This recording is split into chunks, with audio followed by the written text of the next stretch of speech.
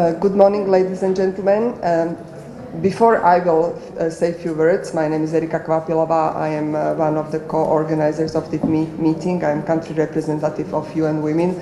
I would like to give introductory words to Ucha, who will tell us something about this meeting, and I will add a few words why this meeting is taking place today and in cooperation with UN Women.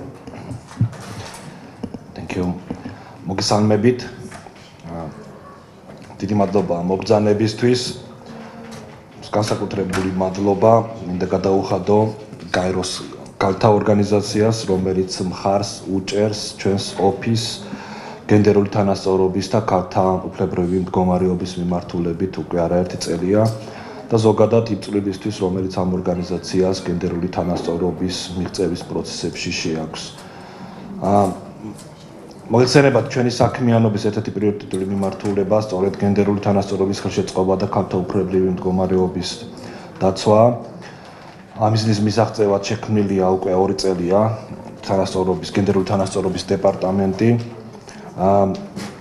და მინდა გავიმეორო კვლავ, რომ სახელმწიფო ინსტიტუტებს შორის ჩვენ ვართ პირველი ინსტიტუტი, რომელმაც შექმნა მსგავსი დეპარტამენტი და მე ამას კვლავ გავიმეორებ მანამდე, სანამ სხვა სახელმწიფო უწყებები არ მოგვბაძავენ და არ შექმნიან მსგავს დეპარტამენტს.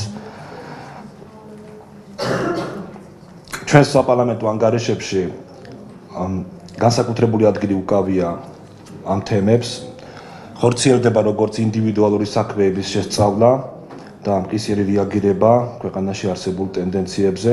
მიმდინარე წელს ასევე გენდერული თანასწორობის სფეროში იქნა მომზადებული 4 საკანონმდებლო წინადადება, მათგან 3 იყო გაგზავნილი პარლამენტში, ერთი ეხებოდა მარტოხელა მშობლის სტატუსის სამართლებრივი შეწყვეტის საფუძვლებს, მინიმალურ საქორწინო ასაკს და სექსიზმის დეფინიციის განსაზღვრასთან დაკავშირებით მომზადებულ პროექტებს. ასევე მოგესალმებათ, ცოტა ხნის წინ მივმართეთ იუსტიციის სამინისტროს წინდადებით შეიმუშაოს და დაამტკიცოს პროცედურული წესი სამოქალაქო აქტებში ტრანსგენდერი პირებისთვის სქესის ჩანაწერის ცვლილების შესახებ. 2014 წელს პირველად ვისარგებლეთ ადამიანის უფლებადაცვითი ინსტიტუტებისთვის მინიჭებული უფლებამოსილებით და ქალთა დისკრიმინაციის ყველა ფორმის ამოფრვის კომიტეტში გაიგზავნა ალტერნატიული ანგარიში, ასევე შემოადგილეს სიტყვიერი ანგარიშით წარსდგა კომიტეტის წინაშე. დღევანდელი შეხვედრა არის ერთგვარი შეჯამება 2014-15 წლებში ჩვენს მიერ გენდერული თანასწორობის სფეროში განხორციელებული საქმიანობის. ჩვენ გვექნება როგორც საპარლამენტო 2014 წლის საპარლამენტო ანგარიშის შესახებ საუბარი, ასევე ქალთა სასჯელი ახსნილების დაწესებულებებში ჩატარებული მონიტორინგის შედეგებზე ვისაუბრებთ და კიდევ ერთი სპეციალური ანგარიში, რომელიც ქალთა მიმართ ძალადობის და ოჯახში ძალადობის საკითხებს ეხება, რომელიც თავის მხრივ აერთიანებს ქალთა მკვლელობების მონიტორინგს, დამცავი და შემაკავებელი ორდერების და ოჯახში ძალადობის ღერებლისთვის არსებული სერვისების შეფასებას ზოგადად. იმედს ვიტოვებ, რომ ეს ანგარიშები და შინაარსი ანგარიშების იქნება საინტერესო საზოგადოებრივი ორგანიზაციებისთვის, ადგილობრივი და საერთაშორისო ორგანიზაციებისთვის და რაც მთავარია სახელმწიფო ორგანოებისთვის. და განსაკუთრებული დიდი მადლობა მინდა გადაუხადო მათ, ვინც ამ სფეროში ახორციელებს ამ სერვისების მიწოდებას. მე შემდგომ მექნება შესაძლებლობა უფრო დეტალურად ვისაუბრო, ამიტომ აქ შევჩერდები კვლავ კიდევ ერთხელ დიდი მადლობა მობრძანებისთვის და მინდა გისურვოთ წარმატებული და ნაყოფიერი სამუშაო დღე. Thank you very much. Let me also say a few words on behalf of UN Women. First of all, we are extremely proud to host this joint meeting with PDO office. Public Defender's Office is our long-standing partner and we have ongoing cooperation in many areas. I would like to underline that this meeting is very important because it will share the findings and recommendations in the area of Georgia's compliance with international human rights standards and norms and instruments, such as CEDAW or Bangkok rules, UN Bangkok rules, which are related to the situation of prisoners, especially women's prisoners, or some findings which are directly related to Council of Europe Istanbul Convention, which, as you know, has been signed last year, and it is expected to be ratified by the Parliament this year. I would also like to say what is our contribution to this meeting. UN Women has commissioned a study which is looking at the status of services for women survivors and victims of violence against women, both NGO and state provided. And this study is part of a wider, let's say, multi-country study which includes several countries which are parties of Council of Europe, members of Council of Europe. And again, findings from these studies are extremely important to inform the process of ratification of Istanbul Convention. Public Defender said a few words about us, UN Women, but I have to underline that Public Defender's Office is one of the institutions which not only established the first gender equality department, but they also have their internal gender equality strategy, which is duly implemented and monitored by the staff. And Public Defender was also providing inputs in the reporting process to the CEDAW Commission in 2014. Which is extremely a valuable exercise from which we have now a couple of recommendations to follow up. Last but not least, I would like to thank all the donors who are supporting our joint work and individual work. First of all, Government of Sweden, which is providing long-standing support for issues related to ending violence against women in Georgia, and EU delegation, which has been, in relation to this meeting, supporting monitoring work on women prisoners. And last but not least, the Government of Norway, who has been providing support for so-called legal clinics, which are providing free of charge legal advice and support, mostly for internally displaced persons in Georgia. And I would like to stop here, maybe forever, and I would like to move in the agenda and give the floor back to Ucha. მე შევეცდები ძალიან მოკლედ წარმოგიდგინოთ ის ძირითადი საკითხები, რომელიც ჩვენს საპარლამენტო ანგარიშში არის შესული გენდერული თანასწორობის და ქალთა უფლებრივი მდგომარეობის კუთხით. Დაგნიშნოს, რომ საქართველოში ადამიანსულისა და დაცვის კუთხით ერთ-ერთ სერიოზულ გამოწვევად კვლავ რჩება გენდერული თანასწორობის მიღწევა. საზოგადოება კვლავ ცხოვრობს სტერეოტიპულ გარემოში, სადაც უმრავლეს შემთხვევაში ქალის მიმართ ოჯახში ძალადობა გამართლებული ქმედებაა სამწუხაროდ. მაღალი ადრეულ ასაკში ქორწინების რიცხვი, ქალები წარმოადგენენ უმცირესობას გადაწყვეტილების მიღების დონეზე და ხშირია გენდერული იდენტობისა და სექსუალური ორიენტაციის ნიშნით უფლებადარღვევის შემთხვევები. მისალმებელია საქართველოს მთავრობის და პარლამენტის მიერ გადადგმული არაერთი ნაბიჯი ქალთა უფლებრივი მდგომარეობის მოწესრიგებისა და გენდერული თანასწორობის მიღწევის გზაზე, მათ შორის ქალთა მიმართ ძალადობისა და ოჯახში ძალადობის საკითხებზე ევროსაბჭოს კონვენციის ხელმოწერა, ძალადობის პრევენციის სტრატეგიის შემუშავება, საკანონმდებლო სივრცის დახვეწა და ამ შემდეგ. თუმცა კვლავ რჩება რიგი საკითხები, რომლებიც განსაკუთრებულ ყურადღებას და ჩართულობას საჭიროებენ. შემაშფოთებელია ქალთა მიმართ ძალადობისა და ოჯახში ძალადობის მასშტაბები და სიმძაფრე. აღსანიშნავია, რომ ქალთა უფლებები ყველაზე მეტად ირღვევა იქ, სადაც ადამიანი ყველაზე დაცულად უნდა გრძნობდეს თავს ოჯახში. რიგ შემთხვევებში მსხვერპლს შესაბამისი რეაგირების თხოვნით მიმართული ჰქონდა ინციდენტამდე სამართალდამცავი ორგანოების წარმომადგენლებისთვის. პრაქტიკულ რეკომენდაციებს ქალთა მიმართ ძალადობის და ოჯახში ძალადობის საკითხებზე მოგვიანებით სპეციალური ანგარიშის პრეზენტაციისას გაგაცნობთ. როდესაც საუბრობთ გენდერულ მეინსტრიმინგზე, მნიშვნელოვანია ხელი შეეწყოს მის განხორციელებას აღმასრულებელი ხელისუფლების დონეზე. გენდერული თანასწორობის საკითხებზე სტრუქტურული ურთიერთობების ერთეულების შექმნისა და გაძლიერების გზით. მნიშვნელოვანია, რომ ასევე სამინისტროების მიერ საშტატო ერთეულის ნუსხაში გამოიყოს გენდერული თანასწორობის საკითხებზე პასუხისმგებელი პირები, რომლებიც უშუალოდ ჩაერთვებიან ქალთა უფლებების და გენდერული თანასწორობის საკითხებზე მიმდინარე პროცესებში. ამ მხრივ ალბათ კარგი იქნება იყოს გათვალისწინებული ჩვენი აპარატის წარმატებული პრაქტიკა ბოლო წლების განმავლობაში. გენდერული თანასწორობისა და დისკრიმინაციის ამოფრვის პროცესში მედია საშუალებებს უმნიშვნელოვანესი ადგილი უკავიათ.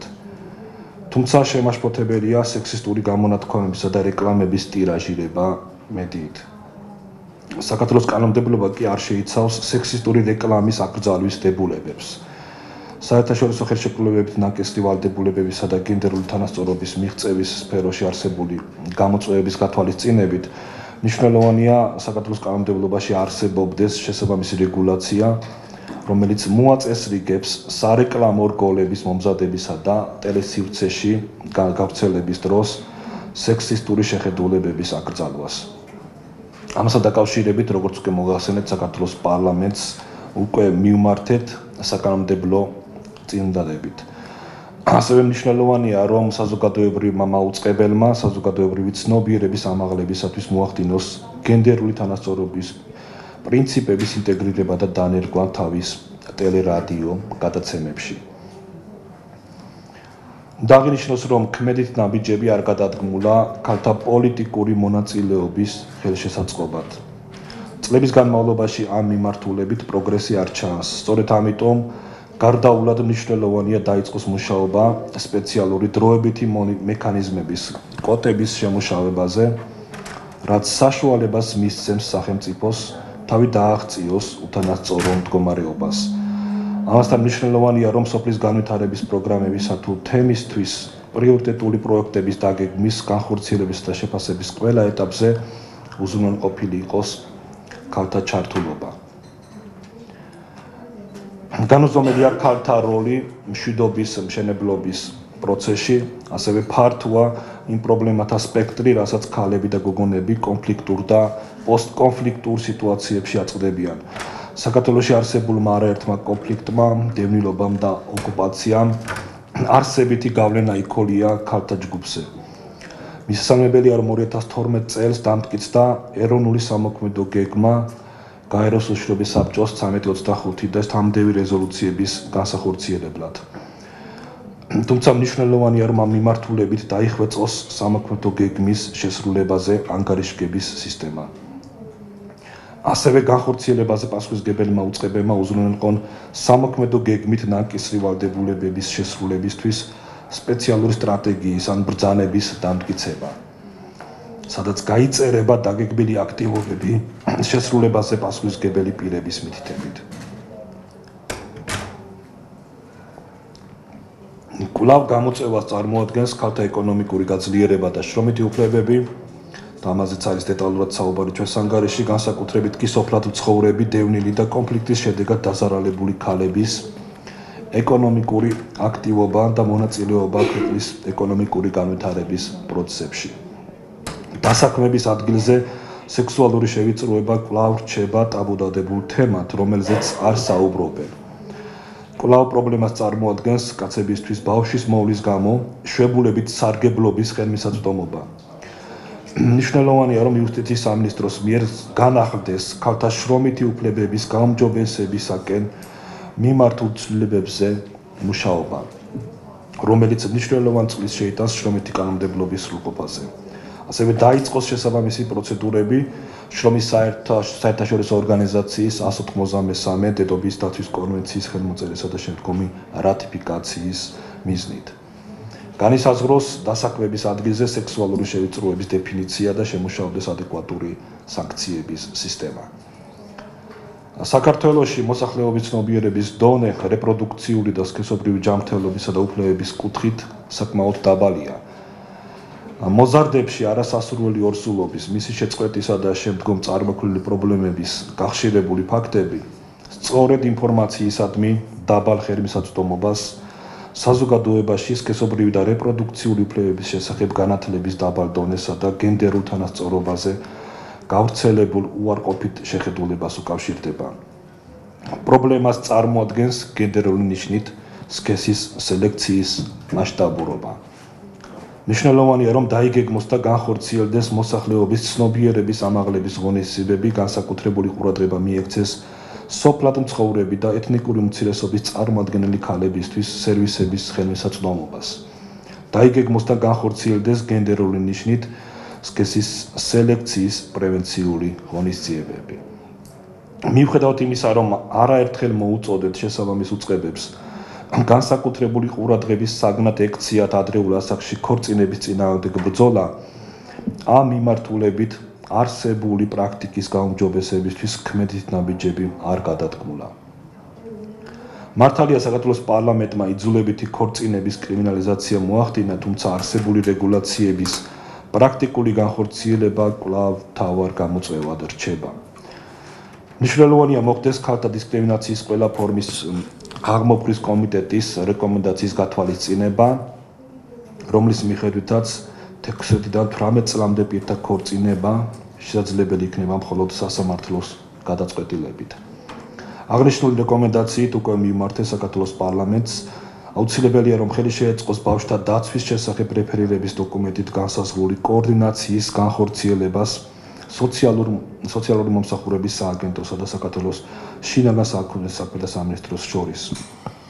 ზედამხედველობა გაეწიოს შეტყობინების ვალდებულების შესრულებას ბრძანებით გათვალისწინებულ პასუხისმგებელ სტრუქტურებს შორის. უზრუნველყოფილი იქნას ადრეულ ასაკში ქორწინების შემთხვევებზე რეაგირების სახელმძღვანელო პრინციპების შემუშავება და უბნის ინსპექტორის როლის გაძლიერება ამ კუთხით. გენდერული ნიშნით ძალადობის ერთ-ერთი ფორმის ადამიანით ვაჭრობის ტრეფიკინგის განხილვისას საქართველოს წინაშე მდგარი მნიშვნელოვანი გამოწვევაა სექს ტრეფიკინგი. ამერიკის შეერთებული შტატების სახელმწიფო დეპარტამენტის 2014 წლის ანგარიშის მიხედვით სახელმწიფო სრულად ვერ ასრულებს ტრეფიკინგის აღმოფხვის მინიმალურ სტანდარტს. არსებობს პრობლემები შემთხვევათა იდენტიფიცირებისა და მასში ჩართულ პირთა გამოვლენის მიმართულებით. ანგარიშის მიხედვით გოგონები და ქალები საქართველოდან არიან სექს ტრეფიკინგის მსხვერპლი როგორც ქვეყნის შიგნით, ისე ქვეყნის გარეთ. თუმცა ასეთ შემთხვევებზე სახელმწიფოს რეაგირების ღონისძიებები არასაკმარისია. მნიშვნელოვანია, რომ გაძლიერდეს ცნობიერების ამაღლებისაკენ მიმართული ღონისძიებები, მათ შორის სერვისების შესახებ ინფორმაციის გავრცელება, განსაკუთრებით მაღალი მიგრაციის მქონე ტერიტორიულ ერთეულებსა და ტურისტულ ზონებში. ასევე გაძლიერდეს სექს ტრეფიკინგის შემთხვევათა იდენტიფიცირების ღონისძიებები ტრეფიკინგის მაღალი რისკის მქონე ტერიტორიულ ერთეულებში. სამწუხაროდ არ გათვალისწინებულა 2013 წლის საპარლამენტო ანგარიშში წარმოდგენილი რეკომენდაციები LGBT პირთა უფლებრივი მდგომარეობის გასაუმჯობესებლად. საზოგადოებაში არსებულ ჰომოფობიურ დამოკიდებულებებთან ერთად კვლავ გამოწვევას წარმოადგენს სიძულვილის ნიადაგზე ჩადენილი დანაშაულებების დროული ეფექტური და ანგარიშვალდებული გამოძიების საკითხი. 2013 წლის 17 მაისს მომხდარი ძალადობის არც ერთ ფაქტზე არ დამდგარა სამართლებრივი შედეგი და არ დასჯილა სიძულვილით განპირობებული ფიზიკური ძალადობის ჩადენისთვის. საანგარიშო პერიოდში მნიშვნელოვან გამოწვევას წარმოადგენდა ასევე ტრანსგენდერის სექსმუშაკების უფლებრივი მდგომარეობის საკითხი. 2014 წელს ახლოდამცვეს არაერთხელ მიმართეს ტრანსგენდერმა სექსმუშაკებმა, რომლებიც მიუთითებდნენ პოლიციური კონტროლის დროს პოლიციის მხრიდან შესაძლო ზეწოლის ფაქტებსა და ჰომოფობიურ დამოკიდებულებაზე. მნიშვნელოვანია, რომ განხორციელდეს სიძულვილის ნიადაგზე ჩადენილი დანაშაულებისა და სიძულვილით მოტივირებული სხვა შემთხვევების დროული ეფექტური და ანგარიშვალდებული გამოძიება. დაინერგოს ტრანსგენდერი პირებისთვის სახელმწიფო და არასახელმწიფო დაწესებულებების მიერ გაცემულ ყველა ძირითად დოკუმენტში მათი გენდერული იდენტობის ასახვის სწრაფი გამჭვირვალე და ხელმისაწვდომი პროცედურა. ეს არის ძალიან მოკლედ იმ ანგარიშის შესახებ, რომელიც არის წარდგენილი პარლამენტში, რომლის განხილვა უკვე შედგა ადამიანის უფლებათა კომიტეტში და ასევე რამდენიმე დღეში 1 ივლისს იქნება ასევე განხილული საპარლამენტო პლენარულ სხდომაზე პარლამენტში. ძალიან დიდი მადლობა ყურადღებისთვის და მოხარული ვიქნები თუ კი გექნებათ კითხვები და სიამოვნებით გავცემთ თქვენს კითხვებს პასუხს. Thank you very much for very comprehensive coverage of the report. Detailed findings you can find in the publication which is provided to you. Very important is to remind that these were recommendations, which means that it's basically a mapping of existing gaps, and the valuable contribution of Public Defender's Office is that these gaps or recommendations are linked to particular institutions like the government, parliament, prosecutor's office, and the media. So there is a lot of work to do, and I would like at this stage to open the discussion. If you have please some questions or comments, raise your hand. We have something like 30 minutes for discussion on what we just heard on findings and recommendations.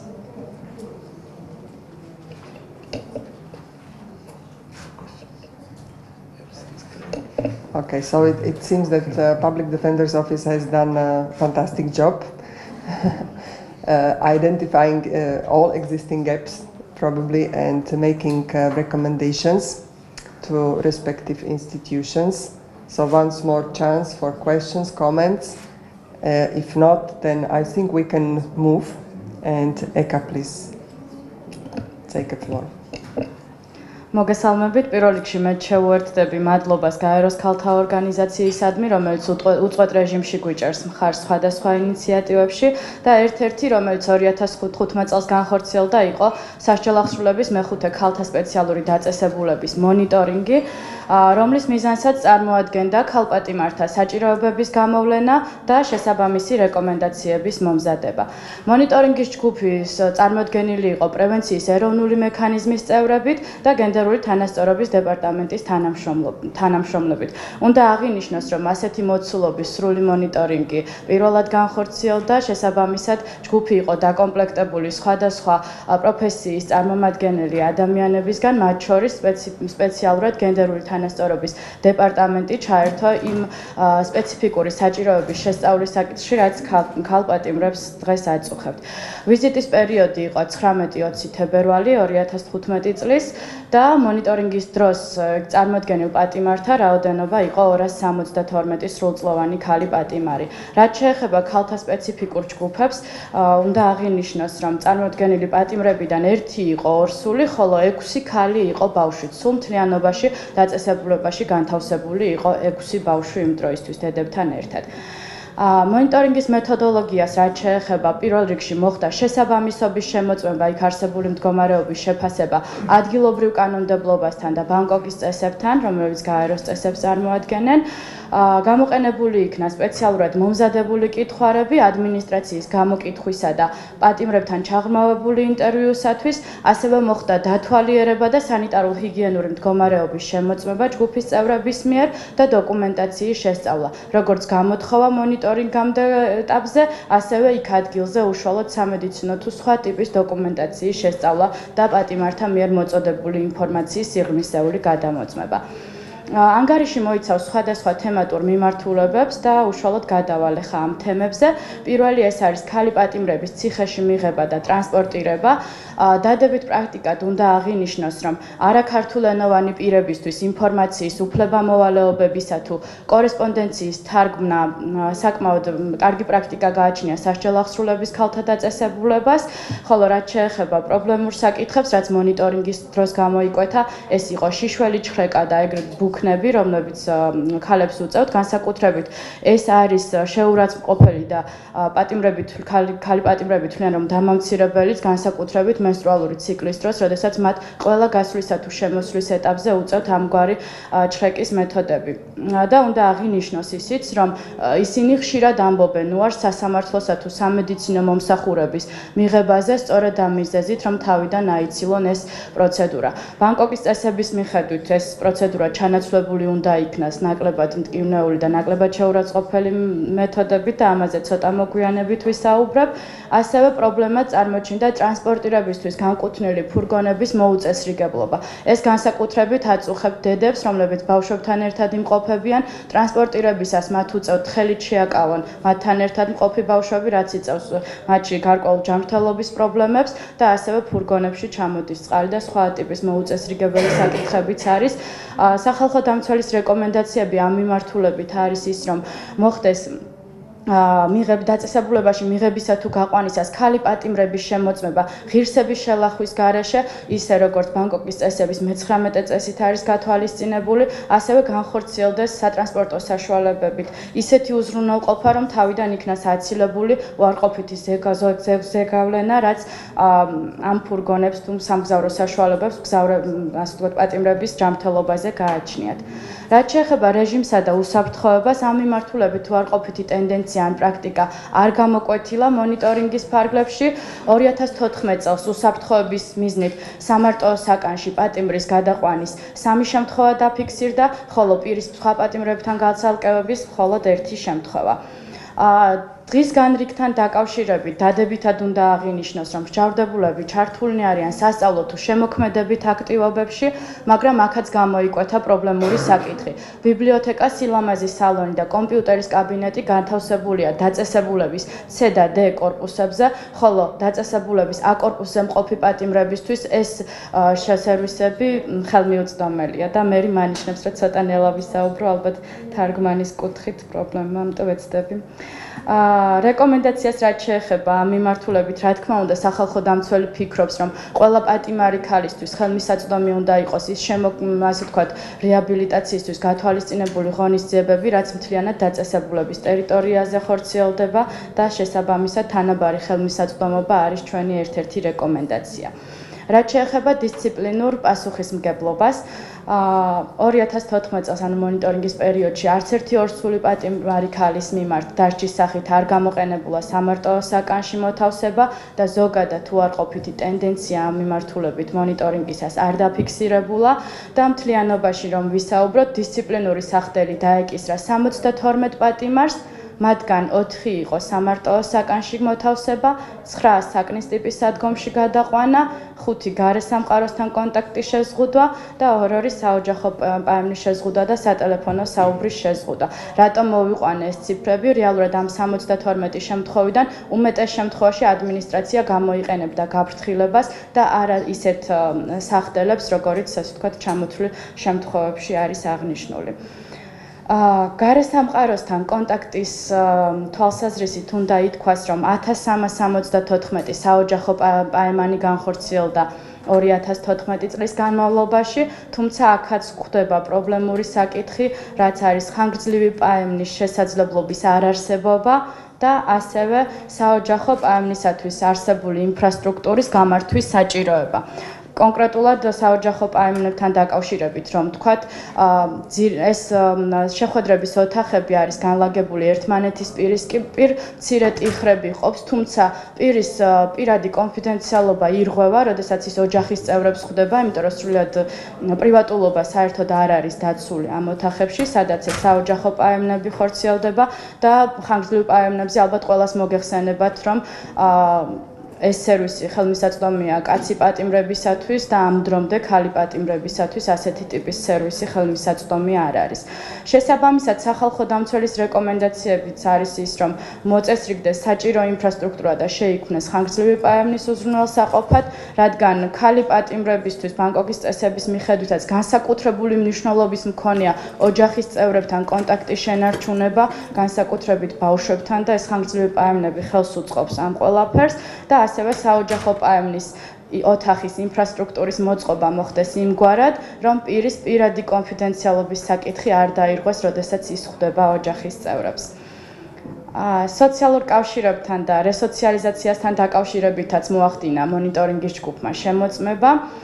უნდა აღინიშნოს, რომ ჩართული არიან სხვადასხვა პროფესიულ და კულტურულ საგანმანათლებლო აქტივობებში, ჩვენ უფრო ვრცელ ანგარიშს ალურად ნახავთ იმ ნუსხას და ჩამონათვალს თუ სად არიან ქალიპატიმრები ჩართულნი, თუმცა აქაც უნდა აღინიშნოს რამდენიმე მიგნება. ერთი რომ ზოგადად სასწავლო და სარეაბილიტაციო ღონისძიებები გათვლილია ჯგუფებზე და აღინიშნა რომ სიმცირე ინდივიდუალური მუშაობის ფიქსირდება დაწესებულებაში. ასევე უნდა აღინიშნოს რომ მხოლოდ ერთი ფსიქოლოგი ყავს დაწესებულებას და როდესაც 272 პატიმარია განთავსებული, დამერწმუნებით რომ აქ რთულია ინდივიდუალურ მუშაობაზე ვიმსჯელოთ. სწორედ ამიტომ ჩვენ ვფიქრობთ, რომ ფსიქოლოგის შტატის გაზრდა შესაძლებლობას მისცემს დაწესებულებას გააფართოოს ინდივიდუალური მუშაობის პრინციპი და განსაკუთრებით ისეთ მოწყვლად ჯგუფებთან, რომლებსაც ფსიქოლოგის დახმარება ნამდვილად ჭირდებათ და შემდგომში ამ საკითხებს უფრო სიღრმისეულად შევეხები. ჯანმრთელობის დაცვისა და სამედიცინო პერსონალის როლთან დაკავშირებით ჰქონდა მთავარი მიგნებები. ეს ეხება ვიწრო სპეციალიზაციის ექიმ კონსულტანტებთან მოლოდინის დროს, რომელიც ძალიან ხანგრძლივია. დაწესებულებაში მონიტორინგისას პატიმრები აღნიშნავდნენ, რომ რევმატოლოგი, ნევროლოგის ამ ლოდინი, რაც მათ უწევდათ, რომ ექიმებისგან კონსულტაცია მიიღოთ, შეუსაბამოდ დიდი იყო იმ ტკივილთან თუ პრობლემებთან, რასაც ისინი განიცდიდნენ. რიგ შემთხვევებში პატიმრების უკმაყოფილებას იწვევს დანიშნული მედიკამენტების ცვლილების საკითხი. ასევე დაწესებულებაში არ ფუნქციონირებს აფთიაქი, სადაც პატიმრები შეძლებენ თავიანთი სახსრებით შეიძინონ ასეთი ტიპის მედიკამენტები და აქვე ერთი საკითხი ელექტრონულ ბაზაში, რომელიც ზოგადად პატიმრების სამედიცინო მომსახურების კუთხით არსებობს, ქალი პატიმრები აღირიცხებიან სხვა პატიმრებთან ერთად, ანუ კაც პატიმრებთან ერთად. რეალურად ეს შეიძლება არ ჟღერდეს პრობლემურად, მაგრამ პრაქტიკაში ქმნის პრობლემას. მაშინ, როდესაც რიგი მოუწევს ქალს, თუ მას ფიზიოლოგიური პროცესების გამო და მენსტრუალური ციკლის გამო არ შეუძლია სამედიცინო შემოწმების მიღება, ის კარგავს თავის რიგს, თავიდან დგება რიგში და ხშირად ასეთი ტიპის პრობლემებისას სასწრაფო წესით მოუწიათ ქალი პატიმრის გაყვანა დაწესებულებიდან, რადგან მისი რეპროდუქციული ჯანმრთელობის კუთხით განსაკუთრებული ზიანი მოიტანა ამ ლოდინმა. არ მოქმედებს მეტადონით ჩანაცვლების პროგრამა, ის პატიმრები, რომლებიც დაწესებულებაში მოხვედრამდე იყვნენ ამ პროგრამაში, დაწესებულების გარეთ გაყვანის მეთოდით იღებენ ამ მომსახურებას, თუმცა სახალხო დამცველის, ასე ვთქვათ, რეკომენდაციით მნიშვნელოვანია, რომ მეტადონის პროგრამა თავად უშუალოდ დაწესებულებაშიც მოქმედებდეს. რეკომენდაციები პრობლემებიდან გამომდინარე, ამიტომ დიდხანს აღარ შევჩერდები, ეს ეხება ექიმ კონსულტანტთა სათანადო სიხშირით ვიზიტებს, ცალკე ელექტრონული ბაზის შექმნას, იმის გენდერული, ასე ვთქვათ, განსხვავებების გათვალისწინებით, რაც ქალ პატიმრებსა და საჭიროებების გათვალისწინებით, რაც მათ აწუხებთ და ჯანდაცვის პრევენციული ღონისძიებების გატარებას. რეპროდუქციული ჯანმრთელობის კუთხით აღარ შევჩერდები, რადგან რეალურად დადებით პრაქტიკად შეიძლება იქნას მიჩნეული დაწესებულების მიერ გატარებული პრევენციული ღონისძიებები, იგივე ინფორმაციის გაცნობა, მათი, ასე ვთქვათ, ჯანმრთელობის ძირითად საკითხებზე კონსულტაცია და ასე შემდეგ. პირად ჰიგიენას რაც შეეხება, საკნებში არ მიეწოდებათ ცხელი წყალი. არსებობს პრობლემა ჰიგიენური პაკეტების მიწოდების და სანიტარო-ჰიგიენური ნორმები არსებითად არის დარღვეული. აბაზანებში არ არის დაცული პრივატულობა და ვენტილაცია არ არის, ასევე სისუფთავის პრობლემებია. შევჩერდები ჰიგიენური პაკეტების მიწოდების პრობლემასთან, დაწესებულება არ უზრუნველყოფს განთავსებულ ქალპატიმრებს ასეთი, ასე ვთქვათ, მიწოდებით.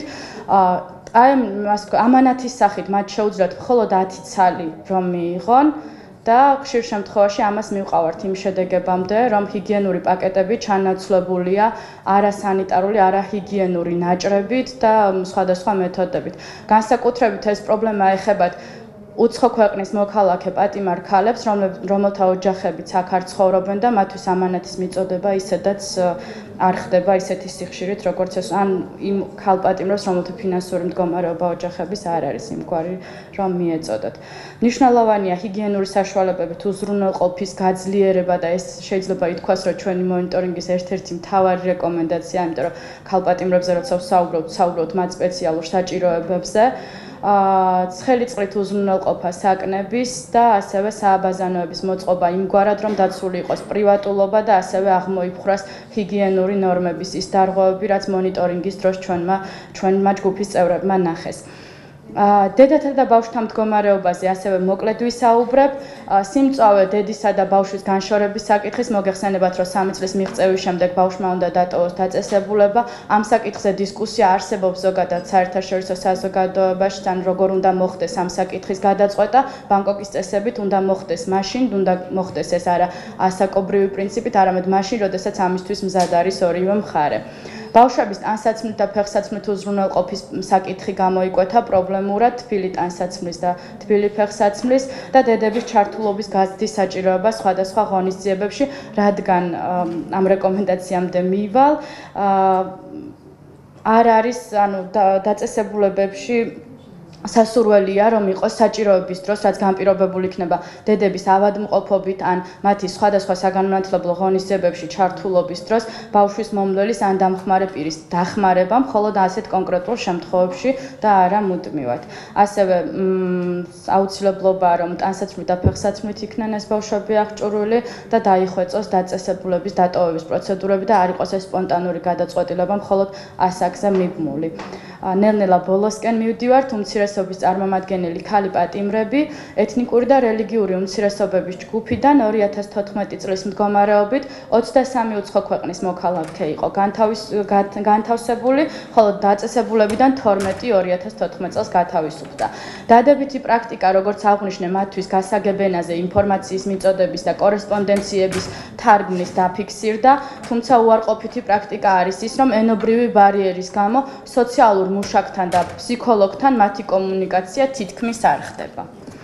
სწორედ ამიტომ სახალხო დამცველის რეკომენდაცია გაძლიერდეს ფსიქოლოგიური და სოციალური სერვისების მიწოდება უცხო ქვეყნის მოქალაქე პატიმრებისთვის, პატიმარი ქალებისთვის და უნდა გავითვალისწინოთ ჩვენ აქ ისიც, რომ რეალურად ისინი მოწყვეტილი არიან სხვა სერვისებსაც, ხშირ შემთხვევაში როგორც არის საოჯახო პაემნები და ასე შემდეგ, რადგან რეალურად მათი ოჯახები ცხოვრობენ საზღვარგარეთ, შესაბამისად ეს ძალიან დიდი წნეხი და მას ვთქვათ ამ დიდ ფსიქოლოგიურ ტრამებს უკავშირდება, სწორედ ამიტომ ეს სერვისი ძალიან მნიშვნელოვანია. ჰიგიენურ საშუალებებზე უკვე ვისაუბრეთ და ბოლოს ΛԲՏ პატიმრების უფლებრივი მდგომარეობის საკითხი შემოწმდა. მე ვფიქრობ, რომ ეს პირველად განხორციელდა ქალთა სასჯელ აღსრულების დაწესებულებაში. დადებითი პრაქტიკა უნდა აღინიშნოს ის, რომ განცალკევება ΛԲՏ ქალი პატიმრების არ ხდება. ეს გარკვეულწილად პატიმრებს შორის მიმღებლობის საკითხს უკავშირდება და ძალიან კარგია. მოგეხსენებათ, რომ კაც პატიმრებთან დაკავშირებით განსხვავებული სიტუაცია გვაქვს. პატიმრების და ადმინისტრაციის განცხადებით ჩვენ მათ ინფორმაციას ვეყრდნობით, დისკრიმინაციულ და ჰომოფობიურ გამოვლინებებს ადგილი არ აქვს და ასევე ძალადობრივი ქმედებები ამ ნიშნით სექსუალური ორიენტაციისა თუ გენდერული იდენტობის ნიშნით არ დაფიქსირებულა.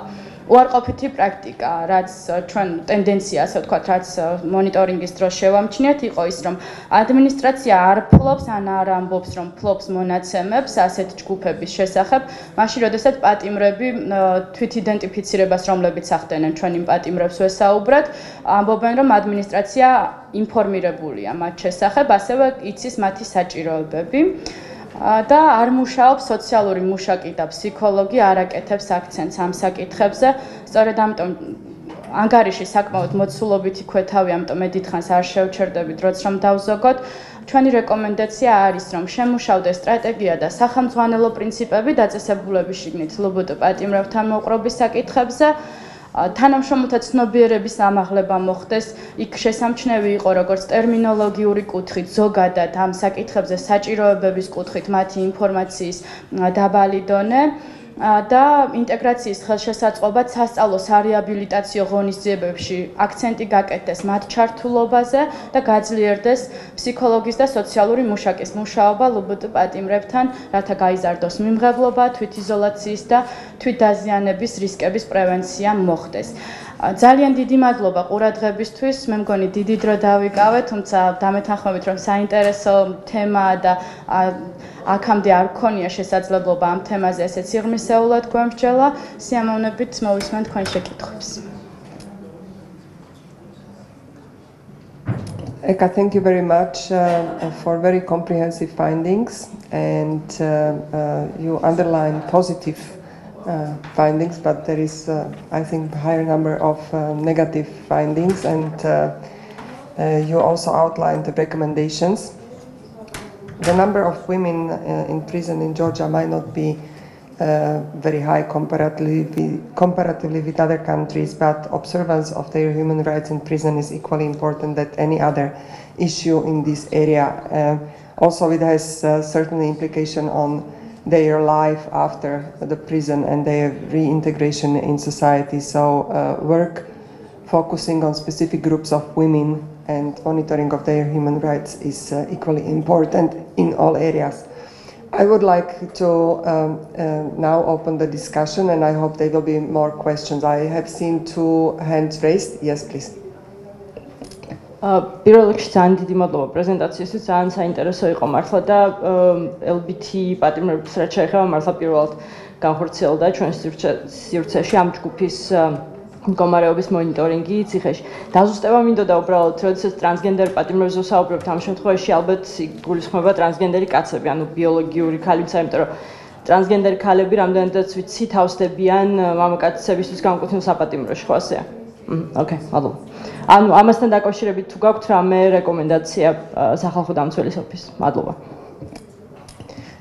I will prefer to collect a couple of questions. Yes, please, Rusudan. ძალიან დიდი მადლობა მინდა მოგახსენოთ დღევანდელი დღისთვის გაეროს ქალთა ორგანიზაცია სახალხო დამცველს ეს ჩვენი საზოგადოებისთვის ძალიან მნიშვნელოვანია და ძალიან მცირე ყურადღება მინდა გავამახვილო მცირე ხნით იმ გენდერული თანასწორობის მიღწევის გზებთან დაკავშირებით, რომლის რეკომენდაციასაც ჩვენ ველოდებით მოუთმენლად, რომელიც იქნება პარლამენტზე გაჟღერებული ალბათ უახლოეს პერიოდში და მინდა მკითხოთ იცით თუ არა რომ ამჟამად შეტანილი არის და გაკეთებული არის ინიციატივა წინადადება არასამთავრობო ორგანიზაციების მიერ, რომელიც ეხება გენდერული თანასწორობის მიღწევის გზებს კერძოდ პროპორციულ სისტემაში ქალთა 50%-იან წარმომადგენლობას.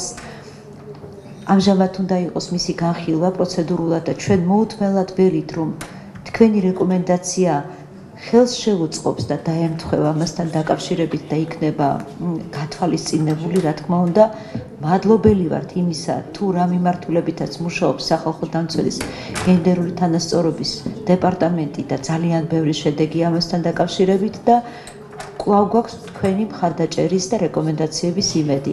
ამასთან ერთად ეკასთან ერთი შეკითხვა მაქვს, ეს ეხება უშუალოდ მონიტორინგს ნარკოდამოკიდებული ქალების.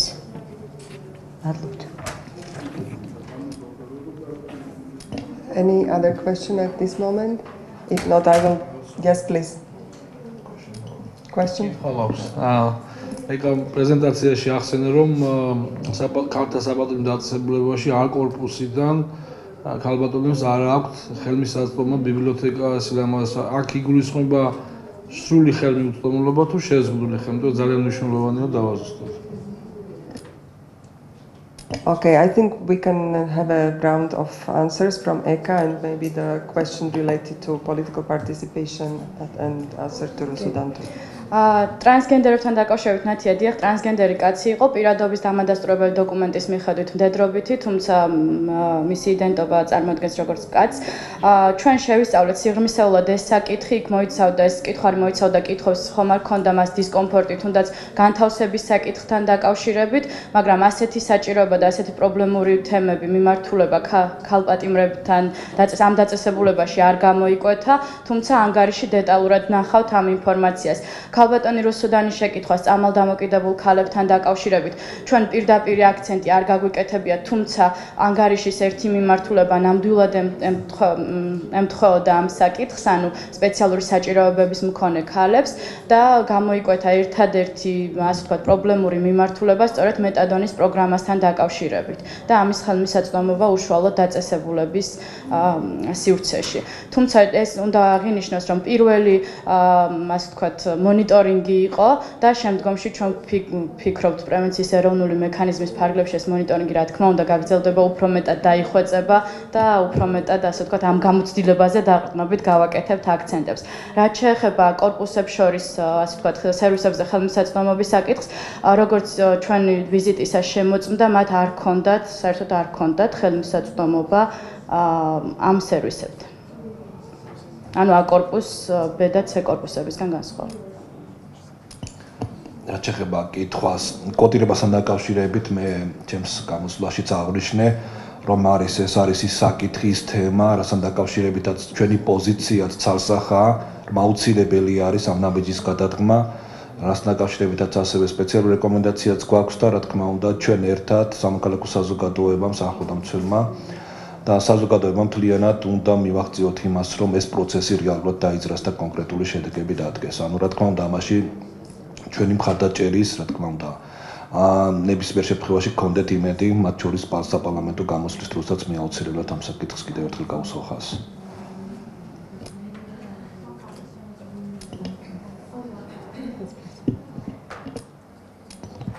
მოგესალმებით საქართველოს სასჯელს სფეროს აპრობაციის სამინისტრო ცალმი შაქარიშვილის საერთაშორისო ურთიერთობების დეპარტამენტი. პირველ რიგში დიდი მადლობა კვლევის ჩატარებისთვის და ამ ტიპის ანგარიშის წარმოდგენისათვის, რადგანაც სახალხო დამცველის ყოველწლიური ანგარიში ყოველთვის ეხმარება სისტემას საჭიროებების გამოვლენაში და მით უმეტეს ქალთა სპეციფიკის გამოვლენაში. ერთი კომენტარის სახით მინდა გავაკეთო, რაც შეეხება რესოციალიზაცია რეაბილიტაციის პროგრამების უზრუნველყოფას, გეთანხმებით, რომ აუცილებელია ნებისმიერი მშრალდებულისათვის პროგრამის მიწოდება და ამდენად აღნიშნული საკითხი თქვენი რეკომენდაციის საფუძველზე აუცილებლად განხილული იქნება და მოგვარდება. საოჯახო პატიმრების, საოჯახო ვიზიტების განხორციელებისათვის ინფრასტრუქტურული პრობლემა დღესდღეობით დგას ქალთა დაწესებულებაში, როგორც აღნიშნეთ, არის გარკვეულწილად პერსონალური კონფიდენციალურობის დაცვის პრობლემა, რადგან ტიხრები არ არის საკმარისად დახშული იმისათვის, რომ არ მოხდეს საუბრის ერთმანეთისათვის მიწოდება და მიმდინარეობს აღნიშნული საკითხით ინფრასტრუქტურული პროექტების ფარგლებში შენობის გაუმჯობესება. ხოლო რაც შეეხება ხანგრძლივ პაემნების უფლების გამოყენებას ქალმშრალდებულებისათვის საქართველოს პატიმრობის კოდექსის გარდამავალდებულებაში აღნიშნული გვაქვს, რომ 2015 წლის 31 დეკემბრის უზრუნველყოფი უნდა იყოს და დარწმუნებული ვართ, რომ დაიწყება საჭირო ქმედებების განხორციელება, რომ მომდენო წლისთვის ინფრასტრუქტურული პროექტი განხორციელდეს. ძალიან დიდი მადლობა კიდევ ერთხელ.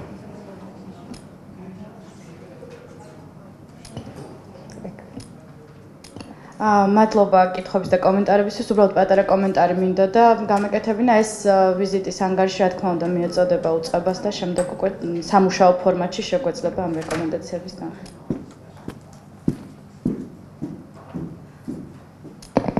მოგესალმებით, ერთი კითხვა მაქვს C და B ჰეპატიტის თაობაზე. საქართველოს ჯანდაცვის სამინისტრომ დაიწყო ეს პროგრამები უკვე. B ჰეპატიტზე ვიცი, რომ არის პილოტური პროექტი გათვლილი 5000 ადამიანზე, მხოლოდ პილოტური არიან თუ არა ხომ არ იცით შეთქვით, არიან თუ არა ამ ბენეფიციარებში პატიმარი ქალები.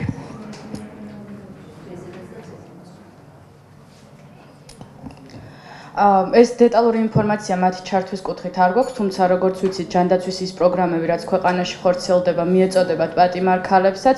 უბრალოდ თებერვლის თვეში, როდესაც ჩვენ ეს მონიტორინგის ვიზიტები განვახორციელებთ, მაშინ არ იყო ამ თქვენ რაზეც საუბრობთ, ამ ინიციატივა ჯერ დაწყებული არ იყო, თუმცა ჩვენი შემდგომი ვიზიტების ფარგლებში ამას აუცილებლად გადავამოწმებთ კიდევ ერთხელ. ამ მიმართულებით კონკრეტული საჭიროება არ გამოკვეთილა ამის თქმა მინდა.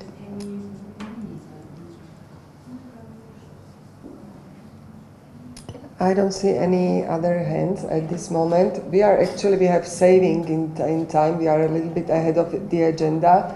I'm looking at my colleagues. You have a question? Yes, sorry, please.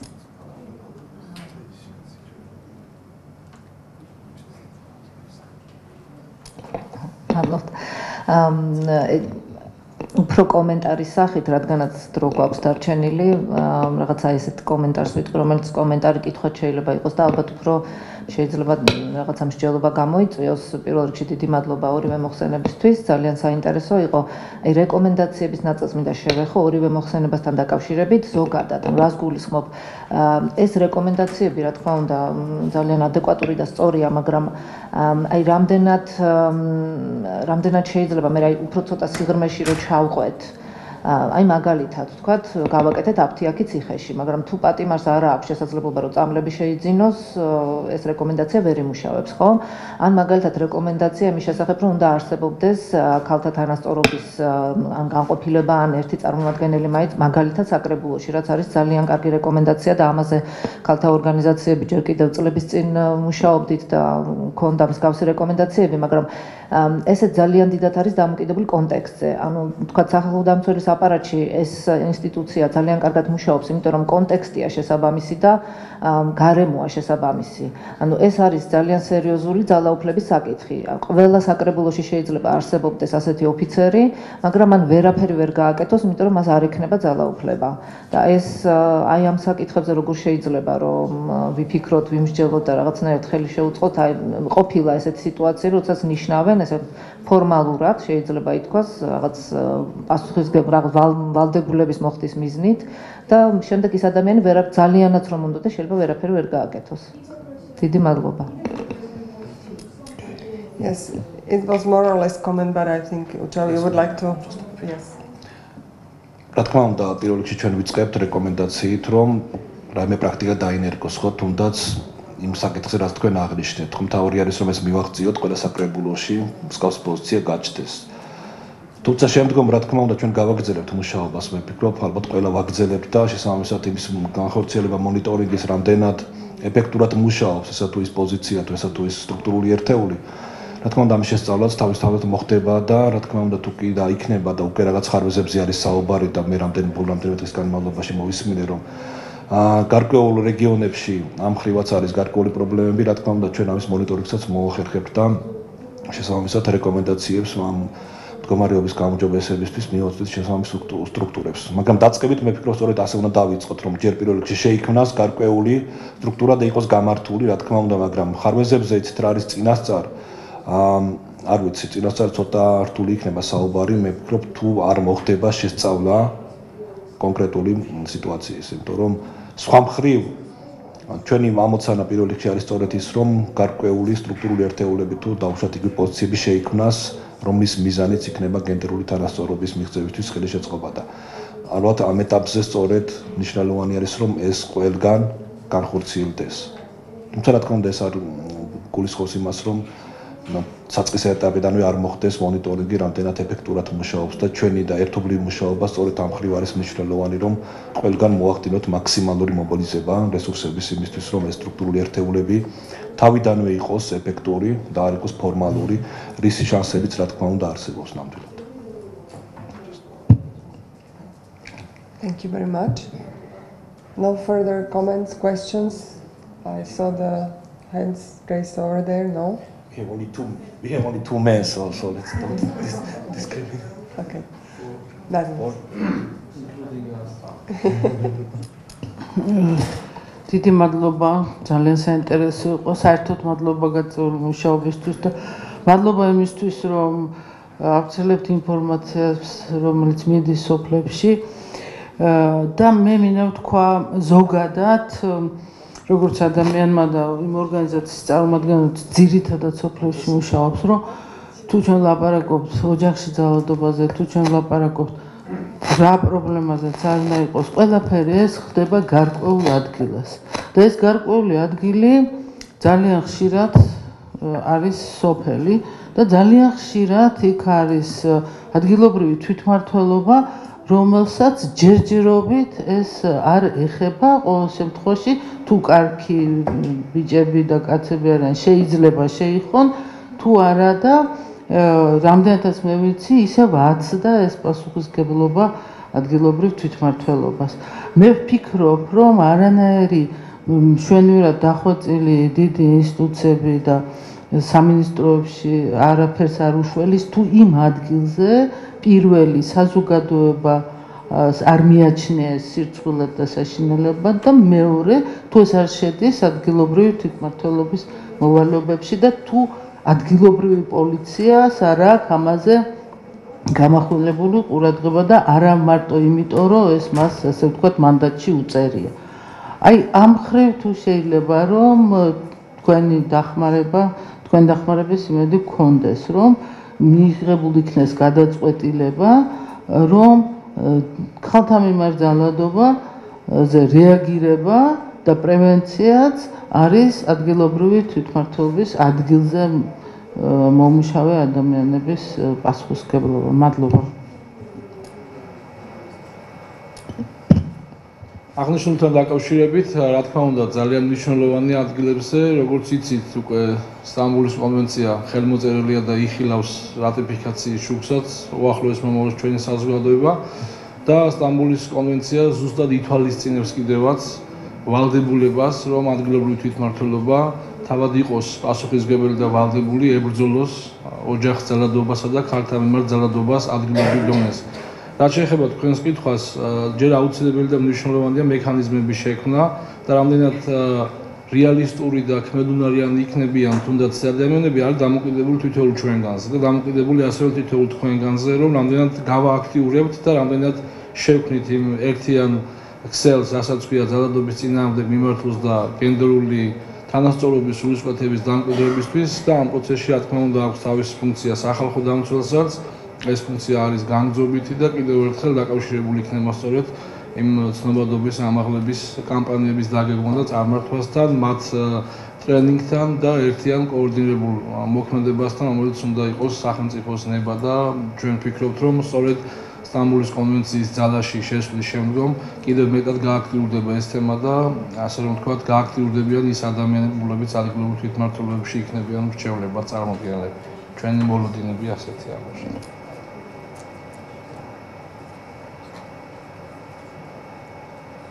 I don't see any other hands at this moment, so let me thank you very much, Ucha and Eka, for your presentation, and I think we will continue. I would like to underline that most of the recommendations are certainly directed towards ministries, parliament, broadcaster, prosecutor's office, but they are equally important for civil society organizations because they provide data and findings for further advocacy work, and they are equally relevant for international organizations which are providing technical assistance to the government in the first place to comply with international commitments in this area. So I would like to thank you, Public Defender's Office, for their work, which is bigger than they probably think, and informs many actors in this area. With this, I would like to have a break, and I would suggest coming back in 15 minutes, which means 12:20, because we have in the second part of our today's meeting we have very interesting information sharing about the issues related to violence against women, and as you know, last year was especially very tragical for the country, and raised awareness of the extent of the problem. And UN Women would like to share with you the findings related to the services to the victims of violence against women and domestic violence, both NGO and governments provided. So I would like to ask you kindly to be back at 12:20 so that we can continue. Thank you very much. Also, she will inform us about domestic violence hotline, how it works, and the situation in shelter.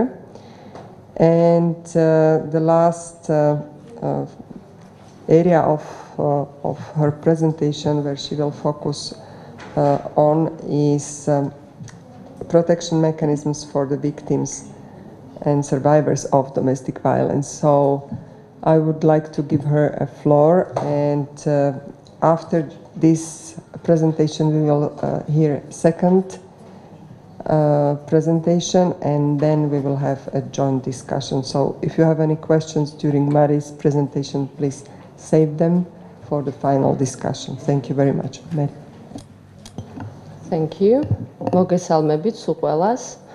კიდევ ერთხელ დიდ მადლობას მოგახსენებთ მობრძანებისთვის და იმისთვის, რომ დარჩით. იმედია, ჩემი პრეზენტაციაც იქნება საინტერესო თქვენთვის. მე წარმოგიდგენთ 2014 წლის შედეგებს ქალთა მიმართ ძალადობასთან დაკავშირებით საქართველოში. და ჩემი პრეზენტაციის ძირითადი თემები იქნება თავშესაფრებისა და ცხელი ხაზის მონიტორინგის შედეგები, მათი ზოგადი სიტუაცია, არსებული და ანალიზი, დამცავი და შემაკავებელი ორდერების შეფასება, სტატისტიკური მონაცემების ანალიზი და ქალთა მკვლელობების მონიტორინგი საქართველოში. ჩვენი ინფორმაციის მოპოვების ძირითად წყაროებზე მინდა ორი სიტყვით მოგახსენოთ. ჩვენ ინფორმაცია მოვიპოვეთ საქართველოს პროკურატურიდან, შინაგან საქმეთა სამინისტროსგან, ასევე მოგვიწია ინფორმაციის მოძიება საქართველოს 60 სასამართლო უწყებიდან, ეს დამცავი და შემაკავებელ ორდერებთან დაკავშირებით იყო აუცილებელი და გარდა ამისა ჩვენ გავახორციელეთ თავად კვლევა და მონიტორინგი აი ამ მთლიანი სისტემის, რომელზეც მე უფრო დეტალურად ვისაუბრებ. პირველ რიგში შემოგთავაზებთ თავშესაფრებისა და ცხელი ხაზის მონიტორინგის შედეგებს, საუბარია ოჯახში ძალადობის მსხვერპლთა თავშესაფრებზე და მათი მომსახურების პირობებზე. მონიტორინგის მიზანი იყო არსებული ვითარების მოსარგებლეთა თვალით დანახვა. ჩვენი მთავარი სამიზნე ჯგუფი კვლევის დროს, მონიტორინგის დროს იყვნენ თვით მოსარგებლეები, ის ადამიანები, ვინც ამ სერვისს იღებენ, ან უკვე მიიღეს და მათი შეფასება და მათი თვალით დანახული სერვისი, რომ გამოგვევლინა სერვისის სუსტი და ძლიერი მხარეები და ამაზე უფრო დეტალურად ანგარიში მოგახსენებთ. ხარვეზები და შესაძლო დანაკლისების შეფასება თავისთავად ეს ყოველთვის მონიტორინგის მიზანს წარმოადგენს, შესაბამისი რეკომენდაციების შემუშავება, მომსახურების გაუმჯობესების მიზნით. ორი სიტყვით მინდა აღვნიშნო, რომ ძალიან დიდი მადლობა გსურს გადაუხადოთ ფონდს, რომელმაც ძალიან ღიად მიგვიღო, ძალიან ბევრი ინფორმაცია მოგვაწოდა და კარგად ვითანამშრომლეთ იმისთვის, რომ რეალურად გამოგვევლინა ხარვეზები თუ დადებითი მხარეები, რომლებიც ამ სერვისებს ახასიათებს. მონიტორინგი ჩატარდა 3 სახელმწიფო დაწესებულებაში, თბილისში, გორში და ქუთაისში. გამოიკითხა ყველა იმ დროისათვის თავშესაფარში მაცხოვრებელი პირი და ასევე პირები, რომლებიც უკვე გაიარეს ეს მომსახურება და აღარ იმყოფებოდნენ. ამჟამად გამოკითხვა მოხდა მხოლოდ სრულწლოვანი ადამიანების. იყო ნახევრად დახურული ტიპის კითხვარები, რომ ინტერვიუები შედარებით სწრაფად და ნაკლებად მატრამვირებელი ყოფილიყო ბენეფიციართათვის, ასევე იყო სპეციალური კითხვარი შემუშავებული დირექციისთვის, მოხდა თავისთავად ვიზუალური დათვალიერება და ძალიან დიდი წილი ინფორმაციისა მოვიპოვეთ უშუალოდ ინფორმაციის გამოთხოვის გზით.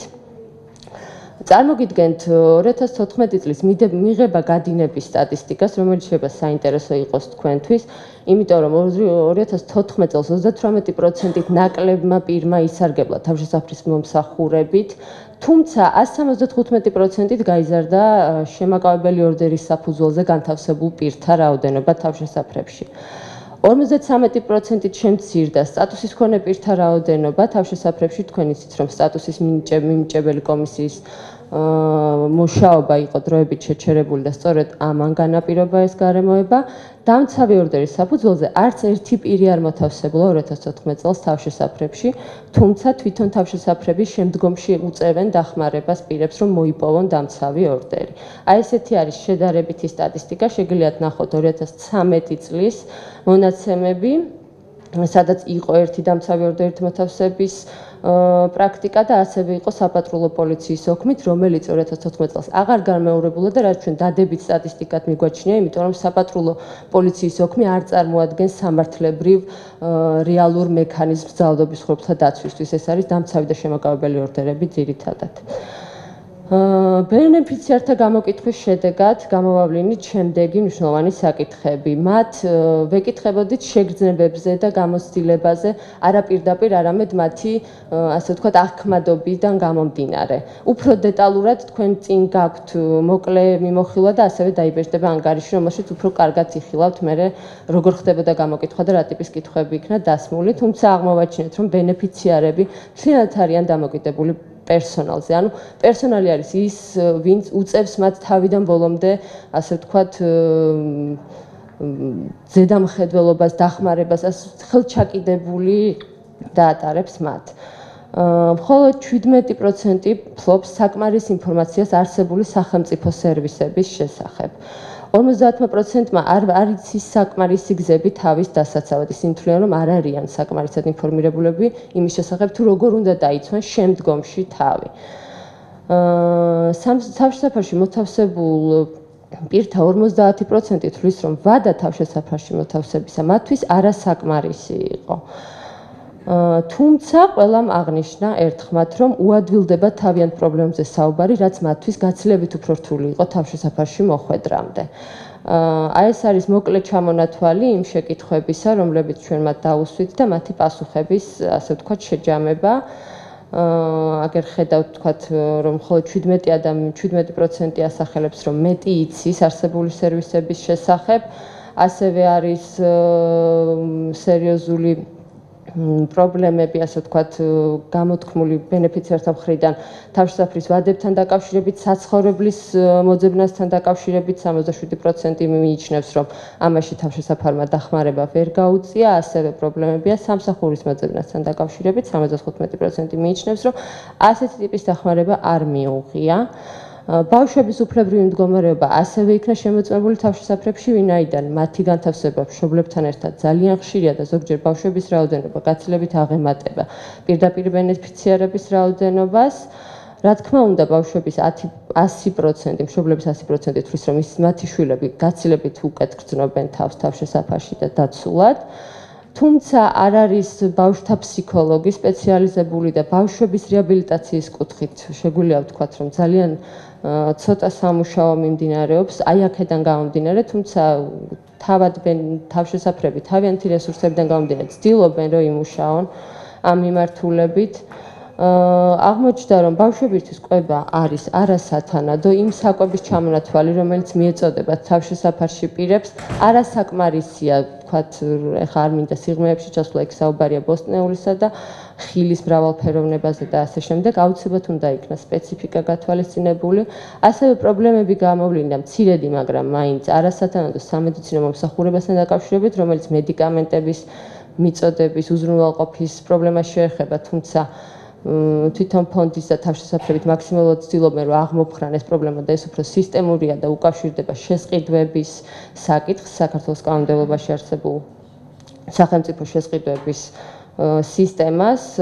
ასევე ძალიან მნიშვნელოვანი პრობლემა არის დამტოვებლის, ანუ ძიძის პრობლემა თავშესაფარში, რომელიც უკავშირდება როგორც თქვათ იმ შემთხვევებს, როგორც თქვათ ეკამაღნიშნა ციხეებში, როდესაც თქვათ დედა ხდება ავად და ამ დროს თავშესაფრის ადმინისტრაცია თავის თავზე იღებს ბავშვების ზრუნვას, მაგრამ ისინი არ არიან ამისთვის განკუთვნილი პერსონალი. ან როდესაც თქვათ დედას უნდა რომ დაიწყოს მუშაობა, ის ვერ დატოვებს ბავშვს თუ მცირეწლოვანი იყავს. ასევე ძნელია მათი ჩართულობა სხვადასხვა ტრენინგებსა თუ აქტივობებში, იმიტომ რომ რეალურად პატარა ბავშვის მშობლები ვერ დატოვებენ, რაც აფერხებს მერე შესაბამისად მათ ფეხზე დადგომისა და რეაბილიტაციის პროცედურას. და ბავშვთა დაცვის სისტემასთან დაკავშირებითაც მშობლების 60% თვლის, რომ არ მიუღია სათანადო ინფორმაცია ბავშვთა დაცვის სისტემასთან დაკავშირებით, რომელიც არსებობს ქვეყანაში. საყოფაცხოვრებო პირობებთან დაკავშირებით შეგვიძლია ვთქვათ, რომ ძალიან კეთილმოწყობილი არის თავშესაფრები, სანიტარული ნორმები სრულად დაცულია, ქუთაისის თავშესაფარი ასევე აღჭურვილია შეზღუდული შესაძლებლობის მქონე პირების მისაღებად. გამოვლენილი პრობლემა არის ის, რომ რეგიონებში არსებულ თავშესაფრების მისამართი არ არის დაცული.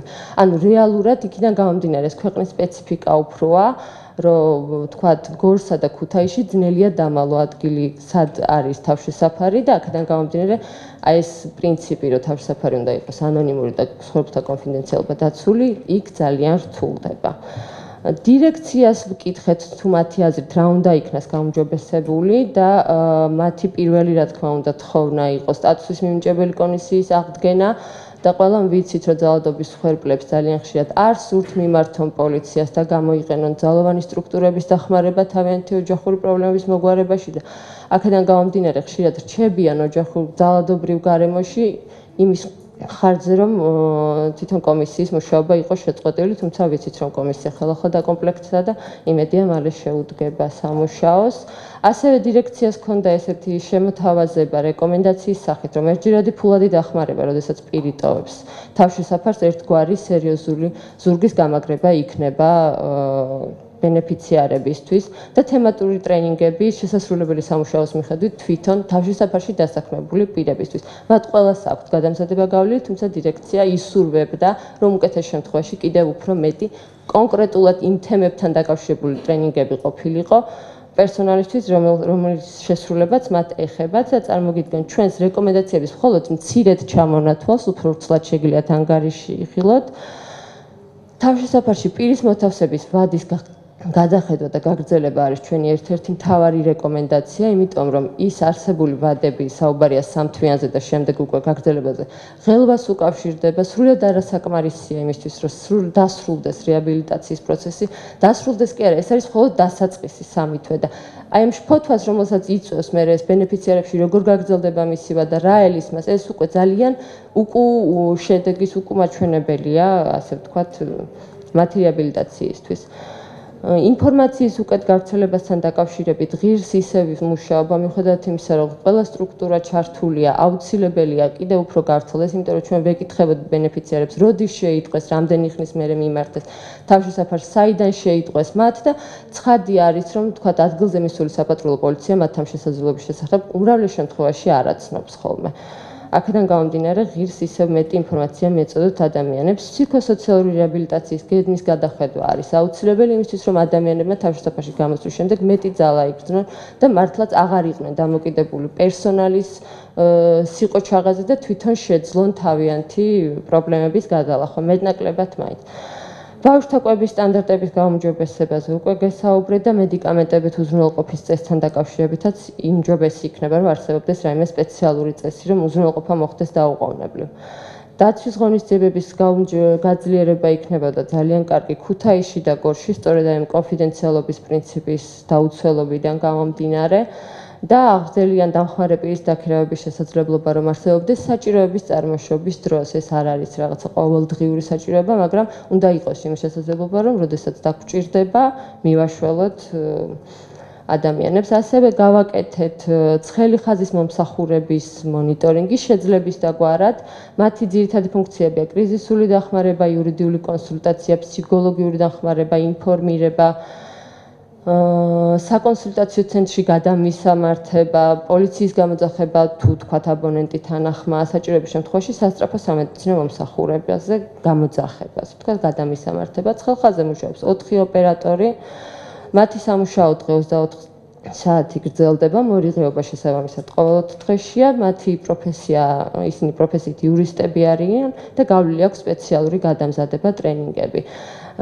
ზარის დროს ხდება მხოლოდ სქესისა და ასაკის დაზუსტება, თუმცა ბენეფიციართა უმრავლესობა, აბონენტთა უმრავლესობა თავად ასახელებს საკუთარ ვინაობას და ერთი პირი დაახლოებით 2-3 ჯერ რეკავს იმისთვის, რომ მიიღოს გადაწყვეტილება და რეალურად სრული კონსულტაცია დარწმუნდეს შეიტყოს სერვისების შესახებ. ზარების ხანგრძლივობა კი შეზღუდული არ არის. 2014 წლის მონაცემებით მთლიანი რაოდენობა ზარების იყო 766, აქედან 659 ქალმა და 107 მამაკაცმა დარეკა. ძნელდება არაქართულეროვანი აბონენტების მომსახურება, რა თქმა უნდა, ოპერატორები თავიანთი ძალებით ცდილობენ სხვადასხვა ენაზე ეკონტაქტონ პირებს, თუმცა უმჯობესი იქნება, რომ არსებობდეს თარჯიმანი, რომელიც ყველაზე მოთხოვნად ენებზე აქვს. საქართველოში ვიცით ყველამ რა კონტინენტს სჭირდება დახმარება და რა ენების თარჯიმნებზე შეიძლება იყოს საუბარი სერვისის გაუმჯობესებაზე თუ ვისაუბრებთ. ინფორმაციის გადამისამართება თავისთავად არ ხდება კონფიდენციალობის პრინციპიდან გამომდინარე, თუ აბონენტი თანახმა არ არის.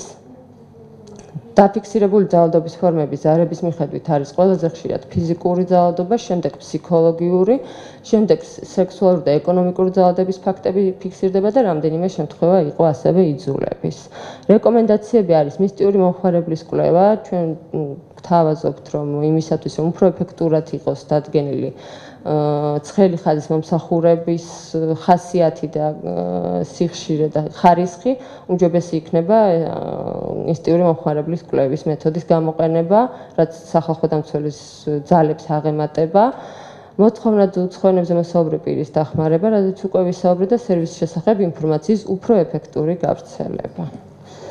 ასევე წარმოგიდგენთ ოჯახში ძალადობის შედეგად არსებული სტატისტიკური მონაცემების ანალიზს.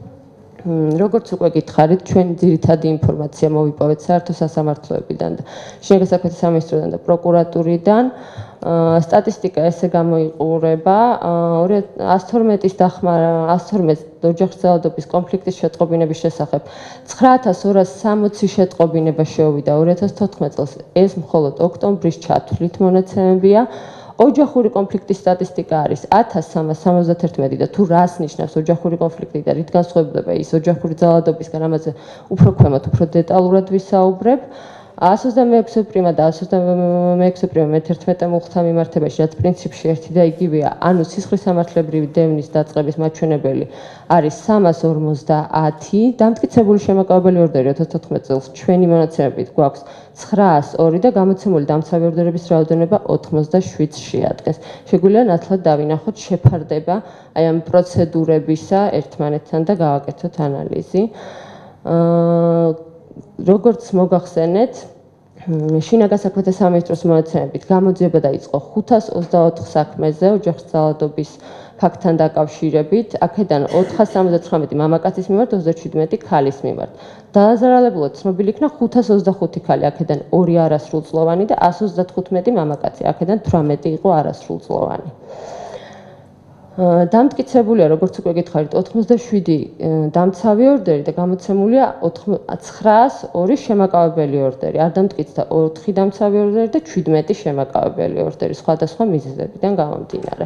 რეგიონების მიხედვით სტატისტიკა შეგვიძლია გადავავლოთ თვალი. შემაკავებელი ორდერების რაოდენობა ყველაზე მეტი არის თბილისში, შემდეგ მოსდევს რუსთავი და ასე შემდეგ. ჩვენ ვარაუდობთ, რომ იმ რეგიონებში იგივეა თქვა დამცავ ორდერებთან დაკავშირებითაც სტატისტიკა, იმ რეგიონებში, სადაც ცოტა დამცავი და შემაკავებელი ორდერების რაოდენობა, რა თქმა უნდა, ყველა მიცით, რომ არ არის ცოტა ძალადობის ფაქტები და მეტია სამუშაო მიმართვიანობის კუთხით, რომ გავაძლიეროთ ადამიანები და მეტი ინფორმაცია მივაწოდოთ მათ დამცავი მექანიზმების შესახებ. შეფარდებაში გამოდის საკმაოდ უცნაური სტატისტიკა. 91%-ით მეტი დამცავი შემაკავებელი ორდერია გამოცემული 9%-თან შეფარდებაში დამცავ ორდერებთან, რაც იმას ნიშნავს, რომ რეალურად შემაკავებელი ორდერი იცით, რომ გამოიცემა 1 თვით, დამცავი ორდერი გამოიცემა 6 თვით. მისი დაცვის გარანტიები გაცილებით ძლიერია. ჩვენ გვაქვს ამასთან დაკავშირებით შესაძლო მიზეზები, ასე ვთქვათ, ჩვენი გამოცდილებიდან გამომდინარე. რა თქმა უნდა, არის პირველი და უმთავრესი მიზეზი ის, რომ ყველას არ სურს მეტი დამცავი ორდერი, მეტი დამცავი მექანიზმების გამოყენება, თვლიან, რომ კონფლიქტი გაივლის, არაუშავს, ეს ერთხელი იყო. თუმცა არის ასევე ძალიან მნიშვნელოვანი ფაქტორი ამ ორი დამცავი მექანიზმის გამოცემის წესთან დაკავშირებით, იმიტომ რომ შემაკავებელ ორდერს პატრული ადგილზე გამოცემს. მსხვერპლს ფაქტიურად არაფრის გაკეთება არ უწევს, გარდა იმისა, რომ გამოიძახოს. დამცავი ორდერის მოსაპოვებლად ადამიანი უნდა მივიდეს სასამართლოში. მას სჭირდება იურიდიული კონსულტაცია, მას სჭირდება ინფორმაცია იმის შესახებ, რომ მას რეალურად შეუძლია, რომ ეს გააკეთოს, ზოგმა არც იცის, რომ ესეთი მექანიზმი არსებობს. ანუ ამ მიმართულებით, რა თქმა უნდა, საჭიროა, რომ გავაძლიეროთ ადამიანები, რომ მათ მიმართონ სასამართლოს და რეალურად უფრო ძლიერი დამცავი მექანიზმები იქონიან ხელთ. სქესის ნიშნით დიფერენცირებულ მონაცემებს წარმოგიდგენთ ასევე. აგერ არის ჩვენი სტატისტიკური მონაცემები ოჯახში ძალადობის შედეგად 93% არის კაცი, ვის მიმართაც იქნა შემაკავებელი ორდერი გამოცემული.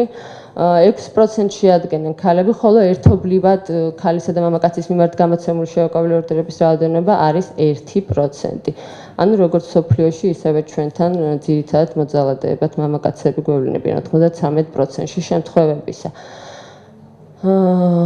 ნათესაური კავშირების მიხედვით წარმოგიდგენთ ასევე ყველაზე ხშირია მეუღლის მხრიდან ან ყოფილი პარტნიორის ან პარტნიორის მხრიდან მომხდარ ძალადობის ფაქტები და სტატისტიკა ესე გამოიყურება. რეგისტრირებულ ქორწინებაში მყოფი პირების მიმართ გამოცემული შემაკავებელი ორდერი არის 317 მამაკაცისა, 2 ქალისა და სულ ჯამში 319 შემთხვევაა. განქორწინებულ პირებს შორის არის 57 მამაკაცის მიმართ, 1 ქალის მიმართ გამოცემული, არარეგისტრირებულ ქორწინებაში მყოფი პირების მიმართ 55 არის მამაკაცისა მიმართ, ქალის მიმართ არც ერთი ორდერი არ გამოცემულა და ასევე არის შვილის მხრიდან, აქაც მამაკაცები 70% შეადგენენ, ხოლო 6-ია მდედრობითი სქესი.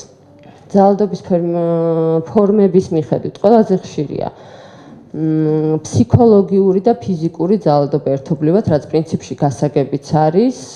ფიზიკური ძალადობის ფაქტები არის 471, ერთობლივად, იმიტომ რომ რა თქმა უნდა ძნელია ადამიანზე ფიზიკური ძალადობა ხორციელდებოდეს, ხოლო და არ ქონდეს ადგილი ფსიქოლოგიურ ძალადობას და შესაბამისად ყველაზე დიდი მაჩვენებელია თქვენს ყურადღებას გავამახვილებ, რომ შემაკავებელი ორდერების მიხედვით მხოლოდ 7 შემთხვევაზე იქნა სექსუალური ძალადობის შემთხვევაზე იქნა შემაკავებელი ორდერი გამოცემული, რაც ასევე დაბალ მიმართვიანობაზე მიგვანიშნებს. ორდერების პირობების დარღვევის ფაქტებზე ასევე მოგახსენებთ ორი სიტყვით, სულ დაფიქსირდა 66 სამართალდარღვევა პირველი ნაწილით და 32 სამართალდარღვევა მეორე ნაწილით, ასევე ორდერის პირობების შეუსრულობასთან დაკავშირებით სისხლის სამართლებრივიდან დაიწყო 5 პირის მიმართ 2014 წელს. მოქმედების ეფექტურობას რაც შეეხება, წარმოგიდგენთ ასევე თვისობრივ კვლევას, რომელიც ჩვენთვის სპეციალურად დაქირავებულმა ექსპერტებმა ჩაატარეს. დიდი მადლობა მინდა მათ ამისთვის გადაუხადო და ძალიან საინტერესო შედეგები გამოავლინა ასევე ამ თვისობრივმა კვლევამ. რომლისთვისაც ჩატარდა 18 ინდივიდუალური ინტერვიუ, 13 ფოკუს ჯგუფი, მოხდა ინტერვიურება თბილისში, ზუგდიდში, ახალციხეში, ბათუმში, თეთრიწყაროში, თელავში, სულ გამოიკითხა 62 რესპონდენტი. ძირითადი მიგნებები, რომელიც სამართალდამცავების მხრიდან სახელდება თავისთავად, თავიანთი ასე ვთქვათ, ხედვა აი მექანიზმების გამოყენებასთან დაკავშირებით არის ადმინისტრაციულ-სამართლებრივი და სისხლისამართლებრივი წესით მოკვლევის პრობლემა, მათ უჭირთ დიფერენცირება და ისინი როგორც ჩანს აკეთებენ ესე დიფერენცირებას ოჯახში, ძალადობა და ოჯახური კონფლიქტი, რომელზეც ზემოთ უკვე წარმოგიდგენთ კიდევაც სტატისტიკური მონაცემები. მათთვის არის კონფლიქტი და ძალადობა ორი სხვადასხვა ცნება და გამიჯვნასაც სუბიექტურად აკეთებენ სრულიად სხვადასხვა, ასე ვთქვათ, შეხედულებისამებრ. ზოგი თვლის, რომ გამოწვეული შედეგის ხასიათის მიხედვით უნდა გადაწყვიტოს, იყო ეს, ვთქვათ, ადმინისტრაციული თუ სისხლის სამართლებრივი დარღვევა. ზოგი თვლის, რომ ადგილზე გადაწყვეტს, რასაც ნახავს იმის მიხედვით და ზოგი თვლის, რომ განმეორებადობის მიხედვით, ანუ პირველ შემთხვევაში თუ გამოიძახეს პოლიცია და იქ რაღაცა რა მოხდა, წაიკინკლავეს ოჯახმა და მერე ეს არ არის, მაგრამ თუ ეს განმეორდა, რამდენჯერმე მერე უკვე ჩაითვლება, რომ ეს იყო ოჯახში ძალადობა. მათ არ იციან სინამდვილეში, რომ ორივე მექანიზმის ერთდროულად გამოყენებაც შეუძლია და ერთი მეორეს არ გამორიცხავს. შესაბამისად, როდესაც ვერ აკეთებენ იდენტიფიცირებას, იყო თუ არა ეს ძალადობა, არ არის რეაგირება. ასევე არსებობს სხვა შემახერხებელი ფაქტორები, რომელიც გამოვლინდა კვლევის შედეგად უფრო მეტად რესპონდენტებთან გასაუბრების დროს, როდესაც მაგალითად საპატრულო პოლიციის თანამშრომელი, ან უბრის ინსპექტორი არის ეს განსაკუთრებით რეგიონებში შეეხება ახლობელი ოჯახის, კარგად იცნობს მათ უარს ამბობს ამ მოქმედების განხორციელებაზე, ცდილობს რომ უარიგოს ადამიანები. ასევე სახეზეა პრობლემა, რომ შემაკავებელი და დამცავი ორდერების მონიტორინგი არ ხდება, ანუ მას შემდეგ რაც გამოიცევა დამცავი მექანიზმი, არ ხდება მათი სისტემურად შემოწმება თუ რა მდგომარეობა რეალურად, სწორედ ამიტომ გვაქვს ესეთი დაბალი მაჩვენებელი ორდერების დარღვევებთან დაკავშირებით. რესურსების ნაკლებობაზე იყო ასევე საუბარი თვითონ საპატრულო პოლიციის მხრიდან, იმიტომ რომ ისინი თვლიან, რომ ძალადობის ფაქტზე რეაგირება საკმაოდ დიდ დროს უკავშირდება და ამ დროს მათი ასე ვთქვათ სამუშაო არეალი კვადრატს რასაც უძახიან, რჩება უმოთვალყურეოდ, როდესაც ისინი დიდ დროს ატარებენ ოჯახში კონფლიქტის მოსაგვარებლად თუ შესაბამისი ღონისძიების განსახორციელებლად. განსაკუთრებით აღინიშნა ასევე ღამის საათებში მოძალადის მსხვერპლისგან განცალკევების პრობლემა, ანუ როდესაც მოძალადეს სხვა წასასვლელი არ აქვს, რეალურად პოლიციას უწევს, რომ ჩაისვას ის მანქანაში და ატაროს მთელი ღამის მანძილზე თავისთან ერთად, იმიტომ რომ ქუჩაში ვერ დატოვებს შესაძლოა სხვებისთვის წარმოადგენდეს საფრთხეს, ისედაც დამერწმუნებით, რომ მევარდილას სასამართლოში უნდა წარდგეს, ცოტათი არაჰუმანურადაც გამოიყურება ზამთარში ადამიანის ქუჩაში დატოვება, ამაზე მსხვერპლები თავად ამბობენ ზოგჯერ უარს, იმიტომ რომ თლაც არ ემეტებათ, იცით თქვენ მათი დამოკიდებულება. აქედან გამომდინარე, ეს ძირითადი პრობლემაა, თუმცა სხვა მრავალი პრობლემა გამოვლინდა, რომელიც ასევე კვლევაში უფრო დეტალურად არის განხილული. რეაგირების გაუმჯობესების მიზნით კვლევის შედეგებიდან გამომდინარე აუცილებელია მსხვერპლის გამოკვითხვის სპეციალური გარემოსა ტექნიკის შექმნა, იმიტომ რომ მათ ხშირად უჭირთ საპატრულო პოლიციასთან საუბარი და ამას უკავშირდება ასევე ქალი პატრულების რეაგირების ჯგუფში ჩასმა, რა თქმა უნდა ქალებთან უფრო უადვილდებათ ურთიერთობა, ვიდრე მამაკაცებთან, ესეც კვლევის შედეგებიდან გამომდინარე შეგვიძლია დავასკვნათ. ასევე მსხვერპლებს უნდა გავაცნოთ მათი უფლებები კიდევ უფრო კარგად. ჩვენ თავშესაფრებში შეხვდა და აღნიშნულ კვლევამაც აჩვენა, რომ ხშირად დედებს, რომლებიც ოჯახში ძალადობის მსხვერპლები არიან, გონიათ და ეშინიათ, რომ მათ შვილებს წაართმევენ თუ ისინი განაცხადებენ პოლიციაში თავიანთი ძალადობის შესახებ. ამის შესახებ რამდენჯერმე პოლიციელმაც კი უთხრა თვითონ ქალს, რომ შენ ახლა ჯობია გაჩუმდე, იმიტომ რომ ბავშვების garaშე დაგდობ შენ იქ მაშინ არაფერი არ აქვს. აქედან გამომდინარე, მათი ინფორმირება, რომ მათ არავინ ბავშვებს არ წაართმევს და ზოგადად უფრო დაცულები იქნებიან, თუ მიმართავენ შესაბამის სამსახურებს, ვიდრე იმ შემთხვევაში თუ არ მიმართავენ, რა თქმა უნდა, ძალიან მნიშვნელოვანია და მსხვერპლთა სოციალურ-ეკონომიკური განარტიების გაძლიერება ყველამ ვიცით, რომ მათი ერთ-ერთი ძირითადი პრობლემა სწორედ ფეხზე მყარადღომის პრობლემაა. პრევენციული ღონისძიებებზე ასევე ვისაუბრე და აღარ შევჩერდები. რეკომენდაციები აღნიშნული ანგარიშების შედეგად შემიძლია მოკლედ წარმოგიდგინოთ, თუმცა ჩვენ გაცილებით მეტი რეკომენდაცია გვაქვს. ერთიანი სტატისტიკის წარმოება არის აუცილებელი ქალთა მიმართ ძალადობასთან დაკავშირებით, იმიტომ რომ 2014 წელს სახალხო დამცველის მიერ გავკადნიერდები და ვიტყვი, რომ გაწეული სამუშაო მიმართულებით მართლაც კოლოსალური იყო. ჩვენ 60 სასამართლოდან მიღებული ორდერები, რომელიც ნახეთ, რომ 1000-ზე მეტი იყო, რეალურად დავამუშავეთ ჩვენი ძალებით და ჩვენი რესურსით, თუმცა უმჯობესია, რომ ეს იყოს სისტემური და ეს იყოს იმ სამსახურების მიერ გაკეთებული, რომელსაც ეს რეალურად ევალებათ, ხო? რომ ვიცოდეთ, სად არის პრობლემა, რომელ რეგიონში, რა მდგომარეობა, საით უნდა გავაძლევოთ, რა მიმართულებით. ეს სტატისტიკური მომაცემები რეალურად გვაძლევს სამომავლო გეგმების, დაგეგმვის და განხორციელების ეფექტურობაზე პასუხისგებლობას. ასე რომ ეს ძალიან მნიშვნელოვანია. ოჯახში ძალადობის ფაქტებზე რეაგირების შემდგომი მონიტორინგი ასევე ძალიან მნიშვნელოვანია და უნდა არსებობდეს ამისი ძალიან კონკრეტული ინსტრუქცია, იმიტომ რომ ჩვენ ვნახეთ, რომ თუ არ არსებობს ინსტრუქცია და თუ ეს არის ნებაყოფლობითი, ეს ისე კარგად არ მუშაობს, მოდით ესე ვთქვათ, როგორც ვთქვათ, დაწერილი და გაწერილი ინსტრუქციების შემთხვევაში იქნებოდა. და ასევე ძალიან მნიშვნელოვანია სამედიცინო სფეროს წარმომადგენლებისათვის სახელმძღვანელო პრინციპების შემუშავება, რომ მათაც იცოდნენ, როგორი რეაგირება უნდა მოახდინონ ძალადობასთან დაკავშირებით და ბოლოს იმედია ძალიან არ გამიგრძელდა ფემიციდი, ერთ-ერთი უმძიმესი პრობლემა, რომელიც 2014 წელს დიახაც გაცილებით უფრო მწვავედ იდგა, ვიდრე სხვა დანარჩენ წლებში სამწუხაროდ საქართველოში. 34 ქალია მოკლული სულ, ქვის ყოფილი ქვის არარეგისტრირებულ ქორწინებაში მყოფი პირების მიერ 13 ქალი იქნა მოკლული. ოჯახში ძალადობის შედეგად ქალის მიმართ იქნა ჩადენილი 17 მკვლელობა. სულ მოკლულ ქალთა 50% მოკლულია რეალურად ოჯახში ძალადობის შედეგად, რაც ძალიან მწვავე მაჩვენებელია. არსე უნდა აღვნიშნოთ, რომ სრული შეფასება მონაცემების ასევე ძალიან გაგვირთულდა. ძალიან დიდი სამუშაო იქნა ჩატარებული ჩვენი მხრიდან იმისთვის, რომ საბოლოო მონაცემები მიგვეღო, იმისთვის, რომ რეალურად დაგვედგინა, რამდენი ქალი რა გამრემოებაში იქნა მოკლული და რა შემთხვევებში იყო სწორედ გენდერულ ძალადობაზე საუბარი.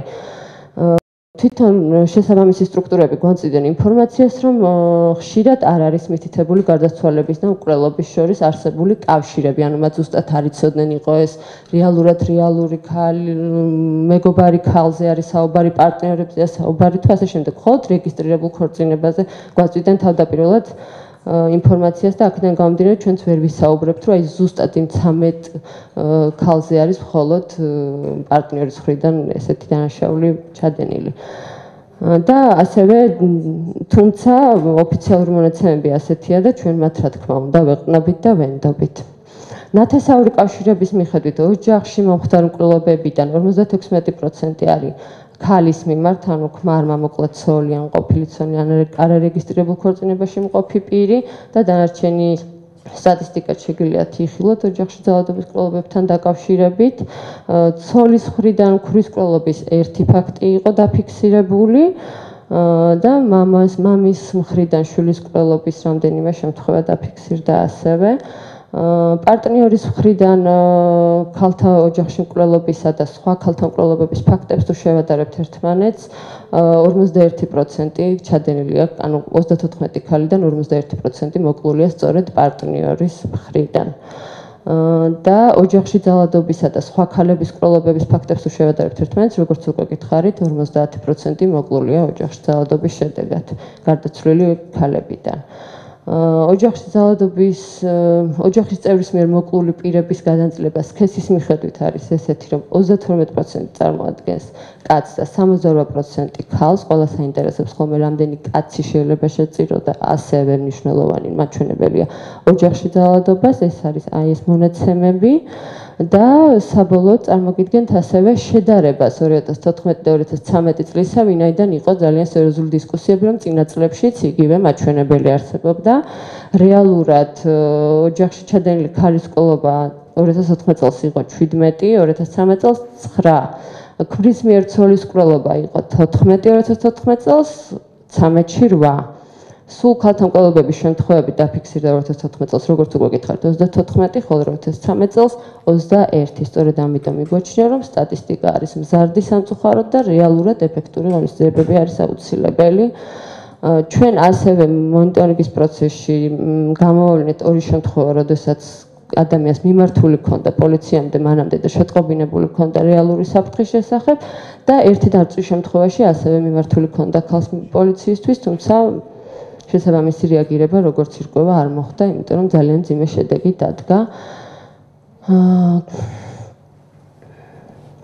თვითკვლობამდე მიყვანაზეც ასევე ვიმუშავეთ, ძალიან რთული პრობლემაა, ვიცით ძალიან ბევრი შემთხვევა, გაჩუქდა მედიითაც, როდესაც რეალურად ძალადობის შედეგად ქალები იქნენ მიყვანილი თვითკვლობამდე, თუმცა ამისი კვალიფიკაცია ვერ ხდება სამწუხაროდ. გამოუყვეთილი ხარვეზები, რომელსაც ჩვენ შინაგან საქმეთა სამინისტროს მიერ მოწოდებული ინფორმაციაზე დაყრდნობით გაგაცნობთ, არის კვალიფიკაციის მინიჭების პრობლემა, ანუ ძალადობის ფაქტები სამართალდამცავი ორგანოებისთვის გარდაცვალებამდე არ იყო ცნობილი, მათ არ იციან რეალურად იყო თუ არა ძალადობა ოჯახში.